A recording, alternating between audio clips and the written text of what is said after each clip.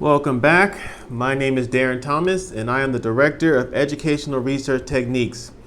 In this particular video, we're going to be looking at angles and how to measure and what they are. So without wasting any more of your time, let's go ahead and get started. So when we're talking about angles here, we're talking about that open space between the intersection of two lines. So if I had to draw my friend here, this is the line. And I'm drawing the line here. It's not the prettiest, but you get the point. This intersection right here, where I can label this like angle 1, angle 2, angle 3, angle 4. This space is called an angle. That's what it is. It's measuring this distance here between the two, where the two lines cross, if you will. And so when we're talking about an angle, you have to think about the vertex. And so the vertex is another important idea to understand. And so the vertex is the endpoint or the origin of where two rays meet. So to give you an example of that, I'm going to draw this guy right here, and then I'm going to draw this guy right here. And then of course we got to label these. So this is going to be, vertex A, if you will, and then change the color again. This is going to be C. Point C, this is going to be point B, and then we're going to have our angle in the middle here, and that's going to be alpha. And so what's happening here is that you have your ray AB and your ray AC. AC is going down, AB is going up like this, and then you have your angle alpha, that's what's going on there. And so this is basically what's happening is that we have a ray because we have an endpoint A and it goes off with C, endpoint A goes up to B, and that little guy in the middle is right there called alpha. Another way that we can write this is, again, when we're talking specifically about the angle alpha here, we could write it as follows. So it could be that's not quite right what I want. Something more like this. Angle BAC, or another way to deal with this, you could also write it as angle CAB. But I got to be careful with my capitalization here. So this should be a capital A. And so notice how in both situations you have the A in the middle. That is an indication of this particular section right here. And that is also going to be the angle, if you will. Sometimes they also like to call it the measure of angle BAC, if you will, or it could also be CAB. These are all different ways of writing this particular idea. And so what else you have to do is you have to measure your angles sometimes. And of course, they're going to be measured in degrees. I'm assuming that we're a little bit more comfortable with this at this point in our particular career academically. But just to give you some examples here, here's my protractor, and I'm going to draw some angles on this. So a right angle, and we're going to use the black letters because we normally we read from left to right, obviously in English. So one example of an angle is something called a right angle, and that has a measure of 90 degrees. So you can see, again, I guess I probably should have drew it this way because I'm going from here, from 0, and then I go up. Trust me, this is supposed to be a straight line. Okay, that's better. Just follow the line. And this is 90 degrees because I start here from the 0, I go up to the 90, and that's how we do it. Of course, I'm drawing on the computer screen, so it's not exactly how you would do it if you were writing on paper, obviously. And then we can, of course, label these different points if we wanted to. So I can label this, like point F right here. And then I can have a point D right here. And then I can also make an arrow right here and make this point E. And so I could say the measure of angle, I can call it EDF equals 90 degrees. And this is an example of a right angle because it makes a right angle, if you will. That's kind of how we define that.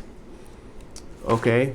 And so other examples could also be, let me delete what I wrote here so that it becomes clearer. Okay, and so another example would be a straight angle. A straight angle is where you just start right here and you go all the way across. And you can see right there it's just a straight line. And so a straight angle has a measure of 180 because you can see I go from the 0 on this side all the way to the 180. Remember, we're using the black numbers here. So this is an example of a straight angle. A straight angle equals 180 degrees. Not that deep, not that complicated. Let's see here. Another type of angle is called an acute angle. And an acute angle is basically it goes from 0, anything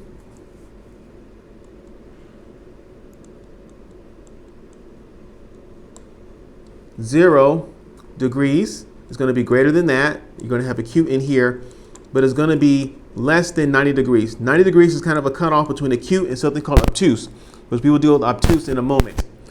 So, for example, an acute angle could be anything between, let's see here, 0 and 90 degrees, if you will.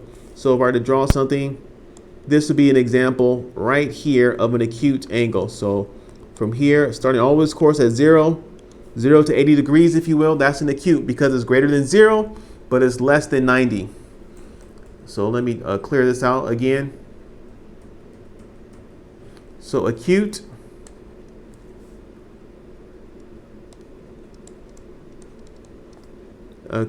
whoa, that's a bad day.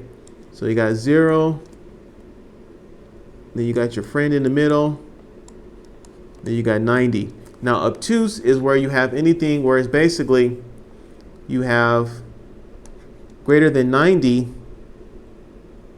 No, I'm sorry. Yeah, greater than, I should have put that on the outside. I'm sorry. Obtuse is going to be in the middle, and then at the end it's going to be less than 180 degrees. Because once you get to 180 degrees, that's when you start having a straight angle, or beyond that, you start having something called a reflex angle.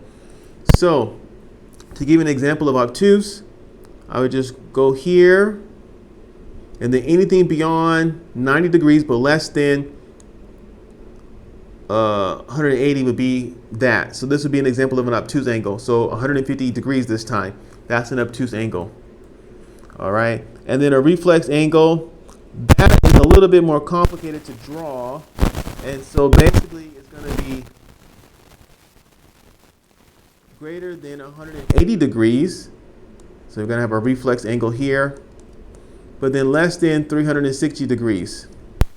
So how do you do that? Well, that's going to be kind of tough on the protractor here, but it's kind of going to be something like this, where you have your angle like this. So this might be 150 right here, but you're measuring this angle on the outside right here. So this is, you get that. So to calculate this, you would do 360 degrees minus, it's going to be an obtuse angle. So this is your obtuse angle right here, this guy right here, minus your obtuse angle, and that'll give you your reflex angle. That's kind of what's happening here. So again, you could do it on your own time. But these are the most commonly found types of angles that you're going to meet. It's going to be acute, 0 to almost 90 is going to be right, 90 degrees exactly. It's going to be obtuse, 90 to less than 180 degrees. It's going to be straight, exactly 180 degrees. And then, of course, it can also be reflexive. You know, anything greater than 180 but less than 360. And so those are the angles that we see all the time when we're dealing with things in geometry. So we'll go ahead and kind of wrap up what we talked about here and conclude this video. So in this video, we looked at angles. And so angles are essentially when you have a situation in which there is a space between two intersecting lines, and you want to measure this space. And we use something called degrees to measure this. Degrees go all the way back to, Babylon, divisible by 6, if you will. And so this is also another example here where you have two rays that have the same endpoint or the same origin, if you will. And these are different ways to identify them. So this is angle alpha. We could take the measure of angle BAC. The letter in the middle is telling you exactly where the angle is at. So notice how there's an A each time. And that is referring to our friend right here, as I already explained. And then after that, we took a look at different types of angles. So you can have acute angles, which is going from greater than 0 to a little bit less than 90. You can have right angles, which is exactly 90 degrees. You can have obtuse angles, which is going to be greater than 90 degrees but less than 180 degrees. You can have straight angles, which is exactly 180 degrees.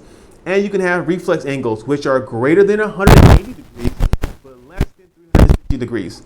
And to measure those, you got to do a little bit more math where you have to take 360 minus whatever the obtuse angle is to get the answer. And so this outside angle right here is an example of a reflex angle.